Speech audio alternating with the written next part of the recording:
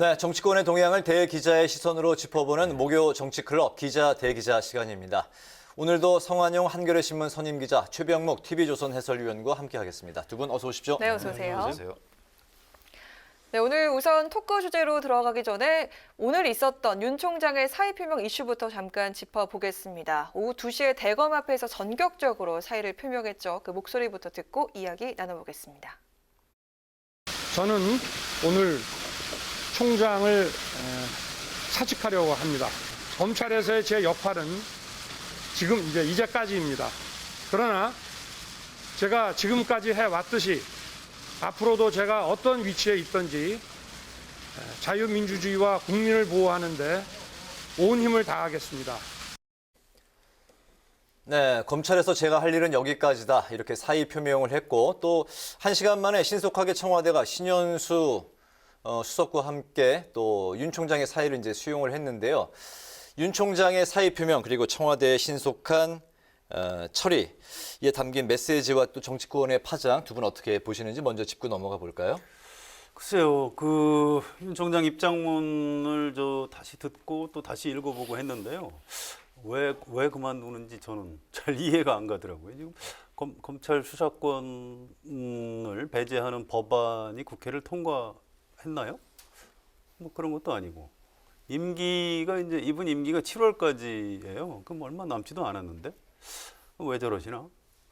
이건 대통령 선거 출마하려고 정치하려고 하나 보다라고밖에 지금 해석할 수가 없는 상황이에요. 그래서 그동안 이분이 전 윤석열 총장 개인에 대해서 그동안 굉장히 좀 진정성이 있는 분이라고 생각을 했습니다. 그래서 네. 어떤 검찰의 어떤 정의 이런 걸 위해서 가치를 위해서 굉장히 열심히 일하는 사람이라고 생각을 했는데 오늘 보니까 제가 사람을 좀 잘못 본 것 아닌가 이런 착각. 그래서 생각하시는 거는 이제 그래서 내년 대선이 이제 3월 초인데 예, 굉장히 좀 1년 전에 공직에서 물러나야 되는 뭐 그런 것 때문에 그런가요? 아닙니다. 그런 게 어디 있습니까? 임기 7월까지 마치고 나서 해도 되는데. 네. 의심스러운 거는 일부러 대선 1년 전이란 시점 또 서울시장, 부산시장 보궐선거 직전 이런 것들 타이밍을 약간 의도적으로 약간 기획을 해서 지금 사퇴한 것 아닌가. 왜냐하면 여당에서 무슨 검찰 수사권 배제하는 이런 법안을 좀 늦추자. 네. 또 문재인 대통령도 지금 반부패 역량 약화시키면 안 된다. 안정화해야 된다. 이런 얘기를 하고 있는데. 속도 조절론이.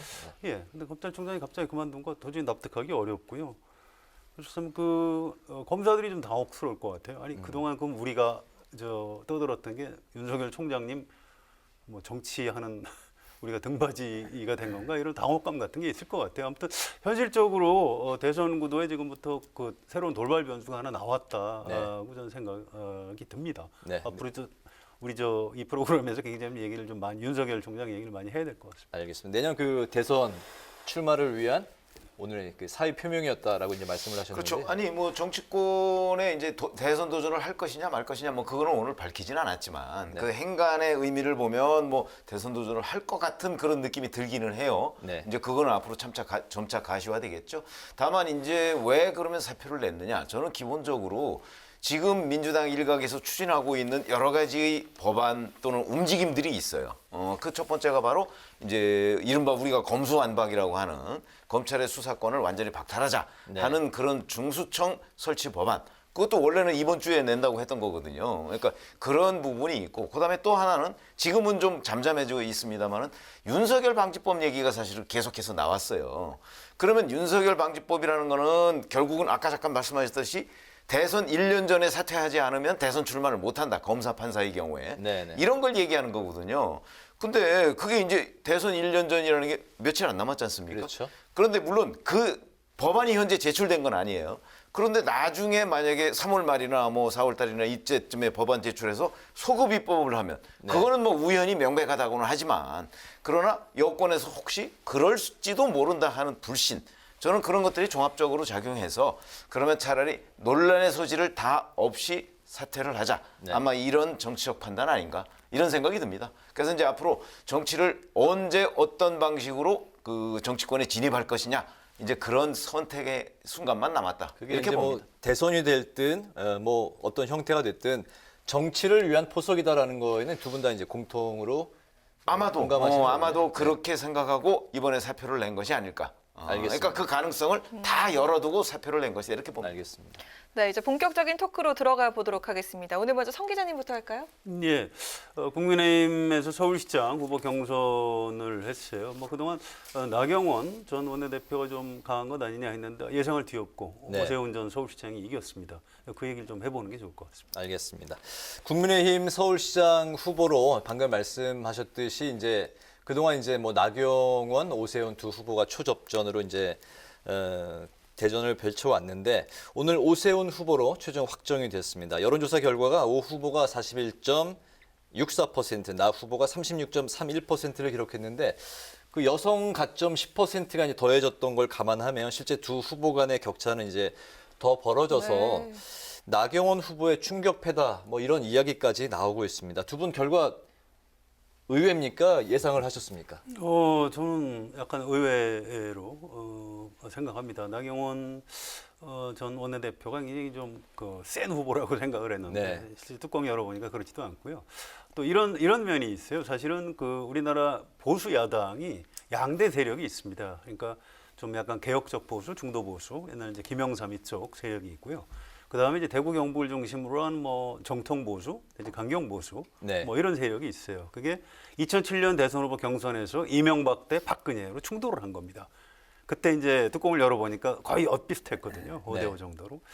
근데 이게 어느 쪽이 좀 주도권을 쥐느냐에 따라서 이제 보수 정당의 미래가 달린 문제인데 아마 이번에 그 응답한 분들도 지금 국민의힘이 살기 위해서는 좀 더 중도 쪽으로 확장 가능성이 있는 이런 후보가 되는 게 좋겠다라고 어떤 정치적인 선택 같은 걸 한 것 같아요. 네. 그래서 이제 나경원 전 원내대표가 지금 패배한 것이 아닌가 저는 그렇게 분석을 합니다. 국민의힘을 지지하는 지지층에서는 중도 확장이 나중에 그 서울시장 본 경선에서 그렇습니다. 더 유리할 유리할 것으로 보는 거다라고 거죠. 해서 이제 오세훈 후보를 택했다. 예. 그렇죠. 오세훈 후보가 사실은 나경원 후보에 대한 공격 포인트가 그거였어요. 너무 극단적인 보수 아니냐, 네. 뭐 이런 식의 이제 공격 포인트를 했는데 뭐 그것이 주요할 수도 있고요. 저도 사실은 뭐 오세훈 후보가 오히려 패배하는 것 아니냐 이렇게 예상을 했어요. 그게 왜 그러냐면 여론조사로 그동안에 여러 차례 나왔던 것도 나경원 후보가 앞섰고 그랬죠. 네. 토론에서 승패도 나경원 후보가 앞섰고 뭐 이랬는데 전승이었죠, 전승. 이랬는데 결과는 이렇게 뒤집혔단 말이죠. 네. 그런 걸 보면 처음부터 이제 나경원 후보한테는 왜 여성들이 나경원 후보를 뭐 싫어한다 또 이런 의견도 있었거든요. 네. 그래서 그런 것들이 혹시 주요했나? 저도 좀 약간 의외다 이런 생각이 듭니다. 그래서 이제 오세훈 후보로 됐으니까 오세훈 후보는 또 앞으로 이제 야권 단일 후보 뭐 이 협상에 또 들어가야 되니까 뭐 아직 뭐 최종적인 야권의 후보다 이렇게 얘기하기는 좀 이르겠죠. 네. 네, 또 이제부터는 국민의힘과 안철수 후보의 야권 단일화 시간이 됐는데요. 국민의힘은 급할 게 없다라는 입장이고요. 안 후보 측은 좀 빨리 하자 이런 입장입니다. 가장 이 첨예하게 부딪힐 사안은 뭐가 될 거라고 보십니까? 그렇죠. 현재 이제 뭐 여론조사 방법을 어떻게 하느냐, 뭐 이런 것들이 굉장히 중요한 협상 과제인데 사실은 그거는 안철수 그 국민의당 대표가 금태섭 전 의원하고 여론조사 했을 때 협상 결과가 있어요. 네. 아마 그런 부분이 준용되지 않을까 싶어요. 그러니까 그거는 의외로 고비가 아닐 수 있다. 저는 오히려 고비는 사실은 국민의힘에 입당을 하느냐 안 하느냐. 그게 이제 기호 문제하고 연관이 돼 있거든요. 그 부분이 훨씬 더 그 국민의힘과 안철수 대표 간 아마 협상의 고비가 되지 않을까 이렇게 생각을 합니다. 예, 그 부분은 또 요 다음에 네. 또 이야기를 나눠보도록 하겠습니다. 일단 경선 룰을 가지고 아주 치열하게 다툴 것 같습니다. 일단 안철수 대표 쪽에서는 이제 100% 여론조사로 하자. 그런데 국민의힘 쪽에서는 아니 우리 당원들이 있는데 그걸 100% 할 수는 없는 것 아니냐 이제 이런 반론이 있어요. 그다음에 이제 이런 기술적인 문제가 있습니다. 그 민주당 지지자라고 밝혔는데도 그걸 포함시킬 것이냐 말 것이냐 네. 이런 문제가 있고요. 또 이른바 적합도를 볼 것이냐 경쟁력을 볼 것이냐 뭐 이런 문제도 있고. 그 생각보다 쉽지 않습니다. 네. 그래서 이게 이른바 그 룰을 가지고 이제 협상을 상당히 지리하게 할 텐데, 그래서 이게 시한도 이제 3월 18일하고 19일이 후보 등록일이거든요. 네. 그러니까 그 전에 해야 된다. 이제 이게 안철수 대표 입장인데, 국민의힘 쪽에서는 아니 뭐 그럴 거 있냐. 사전 투표가 4월 2일하고 3일이니까 뭐 그 전까지 하면 되는 것 아니냐. 지금 이런 얘기를 하고 있죠. 이런 거 하나하나가 전부 다 포인트가 될 것 같습니다. 네네. 방금 저기 그 최 위원님께서 말씀하신 기호 문제 한번 이야기를 해보겠습니다. 기호 몇 번을 달 거냐 이 문제가 이제 네. 김종인 비대위원장과 안철수 후보 간에 이제 신경전이 벌어지고 있는 상황인데요.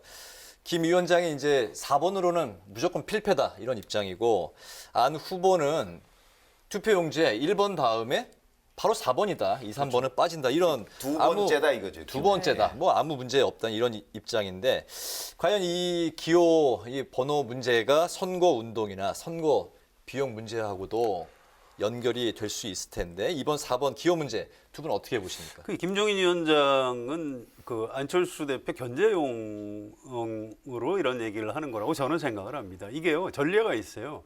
2011년에 박원순 그 당시 무소속 후보가 기호가 10번이었습니다.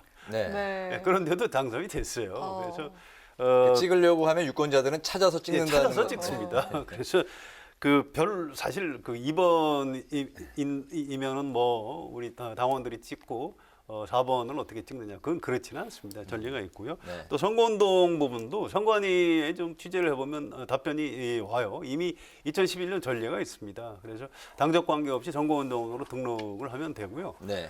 돈 문제가 좀 있기는 한데 그것도 이제 제한이 생각보다 크지는 않아요. 쉽게 얘기해서 안철수 대표하고 국민의당에서 우선 돈을 빌려서 쓰고 나중에 그 선거 보전 비가 나오면 그걸로 이렇게 또 갚으면 되는 이런 부분이 있습니다. 그래서 이 부분은 이제 의지의 문제지 네. 사실은 그렇게 제도가 뭐 크게 그렇게 제약을 하는 그런 상황은 아닌 것 같습니다. 근데 이제 국민의힘 그 당원들 입장에서는 본인들의 당이 빠진 상황에서 만약에 안철수 후보가 단일화가 됐을 경우에 열심히 이제 그 선거 운동을 할 것이냐 이런 이야기가 있잖아요. 저도 이제 국민의힘 당원들한테 물어봤는데 지금 워낙 선거에서 계속 지고 있기 때문에 네. 누가 됐든 열심히 뛸 것이다. 민주당을 꺾을 수 있는 사람이면 누구든 우리는 열심히 지지를 할 것이다 이런 설명을 알겠습니다. 어떻게 보십니까? 그 정치에서는 그런 얘기가 있습니다. 적의 적은 우리 편이다 이런 얘기가 있거든요. 그렇게 따지면 결국 국민의힘 지지자들은 문재인 대통령과 민주당을 반대하는 사람이면 우리 편이다. 이렇게 생각할 가능성이 저도 높다고 생각해요. 그래서 기호가 2번이냐 4번이냐는 건 별로 중요하지 않고 왜냐하면 어차피 이게 2번, 3번은 후보를 만약 안 낸다고 할 때 네. 그러면은 기호 4번이 됐든 2번이 됐든 두 번째에 있거든요. 그러면 결국은 두 번째 있는 후보를 찍는다. 그게 뭐 오세훈 후보 같은 경우는 이제 기호 2번으로 명실상부하게 만약에 그쪽으로 단일화 된다면 그쪽을 찍게 될 거지만 만약에 안철수 후보로 단일화가 된다고 할지라도 결국은 박영 이제 하긴 뭐 민주당도 아직 정해지지는 않았지만 네. 완벽하게 그러나 두 번째에 올라갈 거거든요. 그렇기 때문에 뭐 2번, 4번은 전 큰 의미가 없다 이렇게 생각을 하고요. 다만 이제 야권이 단일화를 하고 그 단일화를 통해서 얼마나 많은 다른 기술적인 문제들 지금 이제 뭐 예를 들어서 안철수 후보로 되거나 오세훈 후보로 됐을 때 상대가 얼마나 도와주느냐는 문제 아니겠습니까? 네. 그런 부분은 저는 진짜 아까 얘기하셨듯이 양쪽의 의지가 중요한 것이지 네. 기술적인 제약 이런 것들은 별로 중요한 요소는 아니라고 봅니다. 알겠습니다. 네, 김종인 위원장이 또 연일 안철수 불가론을 강조하니까 안철수 단일 후보 선출은 김종인 퇴출이라는 공식까지 만들어지고 있는 그런 분위기인데요. 당 안팎에서 또 반 김종인 인사들이 있죠. 안 후보를 지원하면서 또 균열 양상을 보이고 있는데 이게 당권 경쟁의 전초전이라고 봐야 할까요? 어떻게 보십니까? 글쎄 저는 뭐 당권 경쟁하고는 무관하고요. 제가 보건대는 국민의힘에서는 굉장히 현실론이 우세합니다. 자 우선 이겨야 되겠다. 왜냐하면 그동안에 전국 선거에서 워낙 연달아 패배했기 때문에 네. 이번 한 번이 사실은 그동안 역대 서울시장 선거 중에서 가장 지금 유리한 선거예요. 국민의힘한테는. 근데 이런 것도 못 이기면 이것도 못 이기고 어떻게 대선에 뭐 정권 교체를 한다고 얘기를 하겠느냐 하는 그런 생각이 많기 때문에 제가 보건대는 아마 뭐 현실적으로 누가 되든 간에 국민의힘 지지자들은 열심히 선거운동을 할 수밖에 없는 것 아닌가 이런 생각이 듭니다. 최선을 다할 것이다. 네. 저도 비슷하게 봐요. 우리 최 의원님하고 김종인 위원장은 안철수 대표가 뭐 서울시장 후보가 되든 오세훈 전 서울시장이 후보가 되든 관계없이 보궐선거 끝나면 이제 사퇴를 하시겠다고 여러 차례 밝혔습니다. 그래서 네.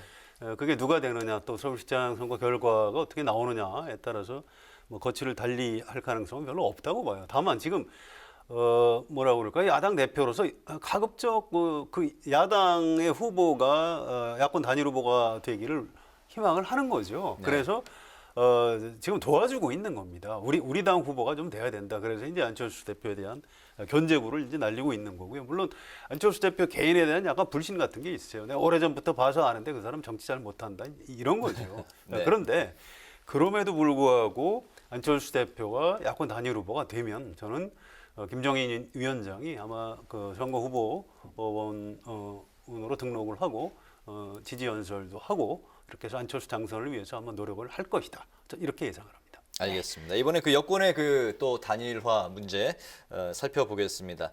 민주당은 이제 뭐 아시는 바와 같이 이제 박영선 후보가 이제 서울시장 후보로 선출이 됐는데, 네. 근데 역시 그 범여권의 단일화가 또 일사천리로 또 진행되는 것만은 아닌 것 같습니다. 네, 최 의원께서 발제를 그렇죠. 해오시죠. 이제 사실은 뭐 시대정신 후보도 있고 네. 그다음에 열린민주당의 김진애 후보도 있고 그렇죠. 근데 시대정신 후보와는 이제 8일 날 단일화를 그 결론을 내기로 한 거 아닙니까? 네, 시대 전환이요. 네. 시대 전환. 네.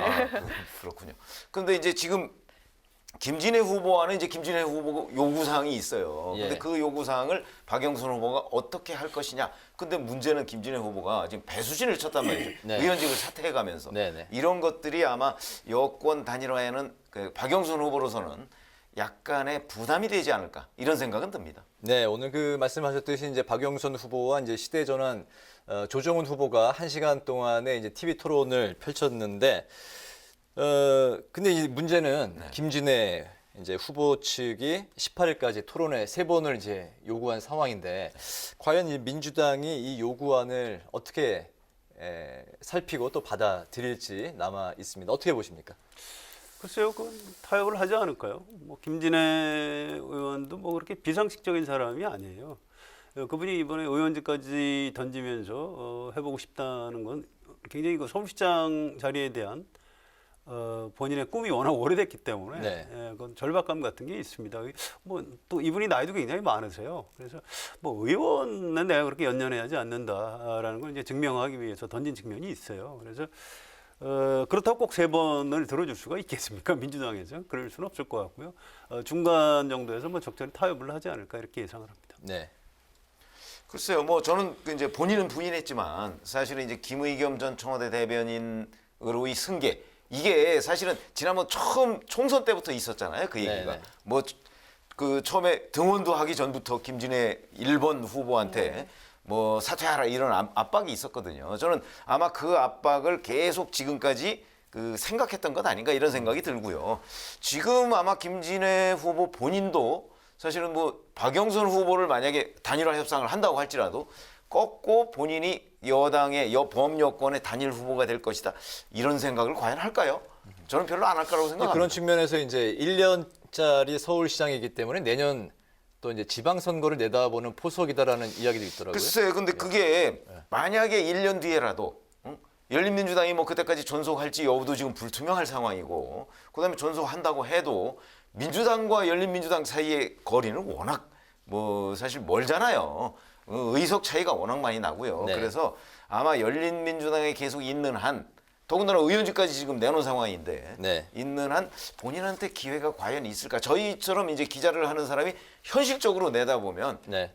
저는 거의 없다고 봅니다. 그런 점에서 본다면 네. 아마 김의겸 전 대변인한테 의원직을 물려주기 위한 어떤 그런 구실 정도에 불과하지 않을까. 제가 너무 혹평하는 것 아닌가 싶은 생각도 드는데 네. 저는 그렇게 보고 있습니다. 제가 좀 보충 설명이 필요할 것 같아요. 이게 이런 측면이 있습니다. 김의겸 전 청와대 대변인이 그동안 그쪽 표현, 정당 표현으로 하면 잠수탄다. 그래서 열린민주당의 거의 모습을 드러내지 않았어요. 네. 왜냐하면 의원직 승계 가능성이 사실은 거의 없다고 본 겁니다. 그래서 그 당 게시판에 김의겸 전 대변인을 이제 비판하는 그런 글도 올라왔고요.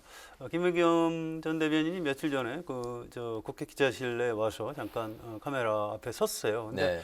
본인이 약간 약간 어안이 벙벙하고 당혹스러운 상태에서 네. 그러니까 김진애 의원이 전화해서 그런 얘기를 했을 때 이게 도대체 무슨 소리지? 자기가 우선 굉장히 놀랐는데 이렇게 여기 기자들 앞에 나와서 얘기를 하니까 이제야 좀 실감이 난다. 이제 그런 건 그렇게 연출을 해서 되는 건 아닙니다. 그래서 김의겸 전 대변인 본인이 전혀 예상하지 못했고요. 열린민주당 안에 뭐 지도부라든가 김진애 의원이 그런 고려를 할 수는 있었을 겁니다. 왜냐하면 대선을 앞두고 이제 그 합당을 좀 하고 싶어 해요. 이제 이런 걸 촉매제로 해서 좀 합당을 하고 그렇게 되면 아까 최 의원 말씀하신 대로 또 지금으로서는 이제 서울시장이 될 가능성이 없지만 혹시 박영선 전 장관이 어떤 길을 가게 되면 다음 서울시장 후보 자리는 혹시 나한테도 좀 올 수 있지 않을까 네. 이런 정도의 계산을 한 것 같습니다. 네. 알겠습니다. 마지막 질문 짧게 들어보도록 하겠습니다. 이낙연 대표가 또 선대위원장을 맡았는데요. 선거 결과에 따라서 지지율 하락세를 반등시킬 수도 있을까요? 뭐 정치에서 뭐 불가능한 게 어디 있겠습니까? 네. 쉽지는 않겠지만 네. 서울시장 선거에서 이기면 이낙연 대표한테도 이제 유리한 그런 상황이라고 봐야 되겠죠. 알겠습니다. 그러나 뭐 저보고 얘기하라고 하면 네. 서울시장 보궐선거와 내년 3월 9일의 대선은 완전히 다른 트랙이다 이렇게 봅니다. 그래서 설령 이낙연 민주당 대표가 선대위원장으로서 박영선 후보를 당선시킨다고 할지라도 본인의 대선 가도와는 좀 별개의 그 영향을 미치지 않을까 이렇게 생각합니다. 네, 두 분의 의견이 또 이제 이렇게 갈렸습니다. 오늘 그 목요 정치클럽 기자 대 기자는 윤석열 검찰총장 사의 표명과 수용 그리고 서울시장 여야 단일화 문제를 네. 둘러싼 쟁점 현안을 살펴봤습니다. 마지막으로 두 분의 한 줄 논평씩 들어볼까요? 저부터 할까요? 네. 윤석열 총장 오늘 사퇴 입장문 이렇게 자세히 봤어요. 그런데 이런 부분이 있습니다. 어렵게 쌓아올린 정의와 상식이 무너지는 것을 더는 두고 볼 수가 없다 이런 얘기를 했어요. 저는 그걸 보고 깜짝 놀랐어요. 아니 박근혜 정부에서 김기춘 비서실장, 우병우 민정수석이 앉아서 국정농단을 제대로 감시하지 못한 사람들이 우리나라 검사 출신들입니다. 또 검찰에서 정윤회 사건을 제대로 수사했다면 그 최순실 사건 터지지 않았어요. 그래서 이게 2016년, 2017년 촛불 집회 한창일 때 검찰이 그래서 이제 적폐청산 1호가 됐던 거예요. 네. 아니 그걸 벌써 몇 년, 4, 5년 되지도 않았는데 그걸 벌써 다 잊어버렸나? 지금 이분이 무슨 소리를 하나? 이런 굉장히 좀 의아함이 있어요. 그래서 오늘 한 줄 논평은 정의와 상식을 무너뜨린 건 검찰이다. 이렇게 하겠습니다. 알겠습니다. 네. 자, 오늘이 이제 3월 4일이죠. 그래서 3월 4일에 윤석열 검찰총장이 사퇴를 했고 문재인 대통령이 바로 수리를 했는데 이러다 보니까 4월 7일 보궐선거까지 지금 한 달 남짓 남았잖아요. 네. 근데 이게 보선 정국이 되는 게 아니고 오히려 윤석열 대선 도전 정국이 될 그런 모양새로 지금 흘러가고 있거든요. 그래서 제가 오늘 한 줄 논평으로 한 건 보선 정국을 덮은 윤석열 이런 제목으로 잡았습니다. 네, 잘 알겠습니다. 지금까지 기자 대 기자 최병묵 TV조선 해설위원 성한용 한겨레신문 선임 기자와 함께했습니다. 오늘 말씀 감사합니다. 고맙습니다.